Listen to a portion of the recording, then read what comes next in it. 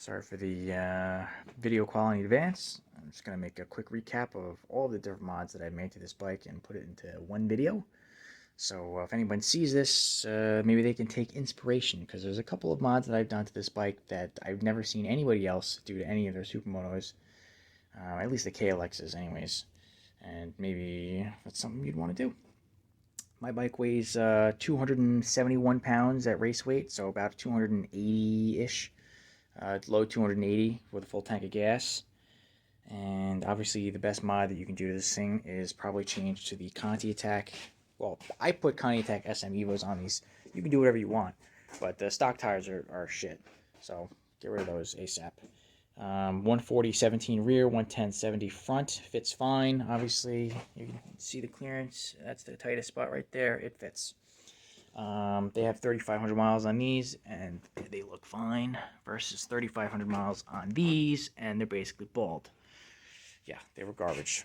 I've actually tried this thing with slicks, and those these street tires were actually better than these Moto America slicks, but I don't know how good those were to begin with, so whatever.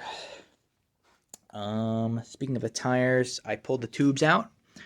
These are tube tires. I made them tubeless, and how I did that was basically, I'll show a picture. I put a wrap of 3M sealing tape around the spokes, and then put an automotive valve stem in there, which is whatever. You can picture it in your head. It's a valve stem. Did some work to the brakes. Before that, changed the handlebars. Stock handlebars got bent in a crash. Stock handlebars are cheap. If you crash, they're probably going to bend. So you might as well change them first, so you don't have to ride home 2 hours with bent bars like I did. On top of that, I changed the brake fluid, RBF Motul 660 high temperature brake fluid. Stock brake fluid is probably fine unless you're really heavy and do a track day. Stainless steel braided brake line for a little bit better brake feel. Changed the original pads out after like 200 miles of track use, because they don't last very long at all. They work good, but they don't last long, unfortunately. Now I have some KLX 650 brake pads in there from Carbon Lorraine, which is my favorite brake pad brand. I have an EBC 320mm rotor because the other one got bent. And believe it or not, this aftermarket rotor costs less than a OEM replacement. I had to get a KLX 250 caliper, basically because this rotor thing was designed for a KLX 250, not a 300, and they have different rotor sizes, so basically you got to get a KLX 250 caliper along with the rotor to get this thing to fit. But the brakes work good now. Nothing to complain about that.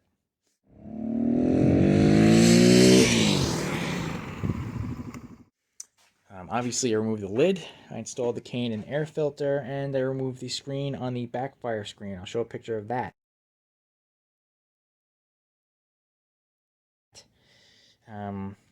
Remove the secondary throttle blade, and where's that? That's basically, I'll show you, right here. There's another throttle blade in there, and the computer controls that, and it intentionally slows the throttle response and also does not give you full beans in the lower to mid throttle ranges, because it makes the intake noise less, and that's probably to pass noise emissions. But getting rid of that makes the bike a lot more snappy.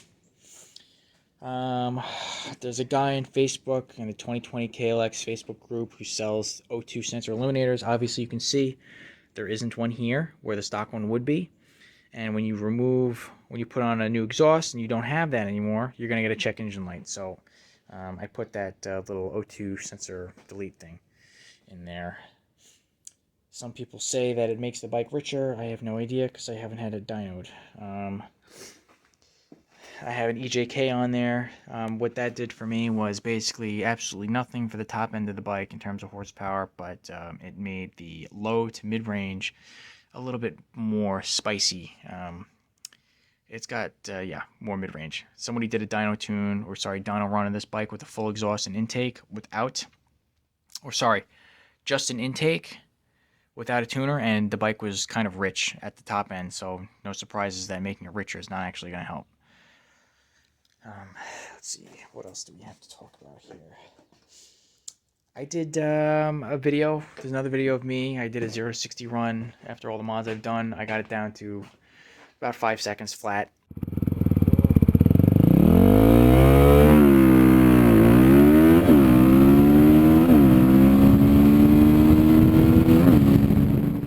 The second fastest I've seen of this bike is about 6 seconds, and that's JH Motors with his 351, or however you. Sorry if I butchered his channel's name, but he did a 351 build with cams and port and polish, and he got it down to about 6 seconds.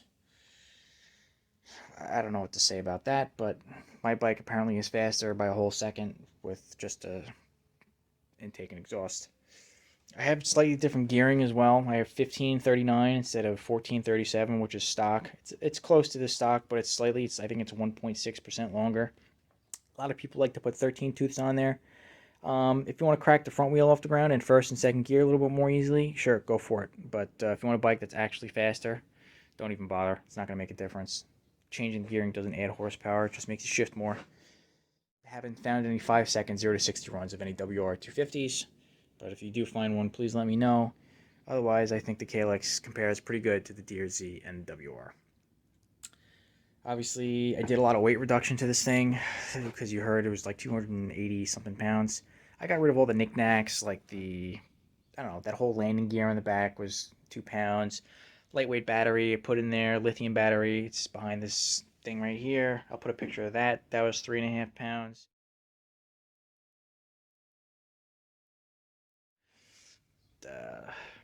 Shift lever was a couple ounces. These things, you know, the whole bag. I got a whole drawer filled with all of the crap that I pulled off this thing. And a lot of little bits makes a little big difference. Obviously, because, you know, it went faster. Don't mind the Olin sticker on my exhaust. That came with my graphics kit, which I think looks pretty nice. It's the KLX graphics kit. I changed the reason why I changed this shift lever is because this bike doesn't have a ton of ground clearance. If you do like foot out style, and it's got a lot of grip, so it means you got an insane amount of lean angle to the point where the shift lever actually drags on the ground. The pegs obviously drag, you know, everything kind of folds out of the way. I've dragged this part on the ground. I've dragged a part of the frame on the ground. The kickstand, you know, all that shit slides fine. But basically, the stock, I'll show you. The stock shift lever. Nope, it's not there. Where is it? Okay. The stock shift lever. Here it is. There's a rubber piece on it, and you grind it down enough, the rubber piece falls off, and the thing turns into a needle. Not really fun to shift when you're trying to ride around and to get soda pop with sandals. So that had to go. Obviously, I modified the lighting a little bit. Put a H4 bulb in there. It's way brighter. It's like on par with LEDs that come out of a car.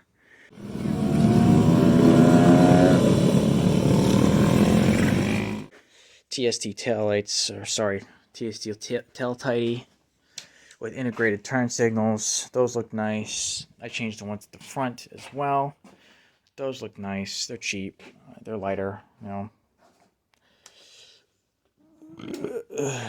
Double whammy there. I added a little quick attachment here for my heated gear so I can ride this thing in the dead of winter. Works pretty good. No complaints there, and it also doubles as a connector so I can hook it up to my battery tender. Quick thing I have to mention with the TST tail tighty is that with an exhaust, well, first of all, it vibrates more, and my license plate broke off at about 6,000 miles. As you can see, that's where the pieces were, the original screw holes. I just drilled 2 new holes and mounted it again. But the other problem is when you mount an exhaust, the exhaust pulses actually hit the back of the plate, and it makes like it's loud. Okay, so I tried to move this thing out of the way as much as I can. Otherwise, it hits the license plate. Other people, if you don't get a tail tighty, the exhaust is going to melt your turn signal. So just be aware of that. Quickly going to mention the header. If you want more horsepower, don't bother. Doesn't make a difference. The Mega Bomb, Power Bombs, whatever header, I don't think they make any difference. Ask anybody, and they'll tell you the same thing. It really doesn't do anything. It looks cool. That's about it. Doesn't have a heat shield, so you might want to be a little careful if you're wearing shorts. That's all I can say about that. The original one, they weigh the same. The original one has a heat shield. The diameters are the same. It still looks pretty cool. I don't know. It's mine's got a little purple shine to it, but that's kind of it. Doesn't make the bike faster. Other thing I did was change the mirrors when they broke. I got these ones. They're a little smaller, but they work great. 20 bucks off Amazon. Can't complain. So that kind of sums up all the mods that I've currently done to the bike. In the future, I plan on changing the camshaft out to a pretty racy camshaft from webcams. We'll see if that makes any more power.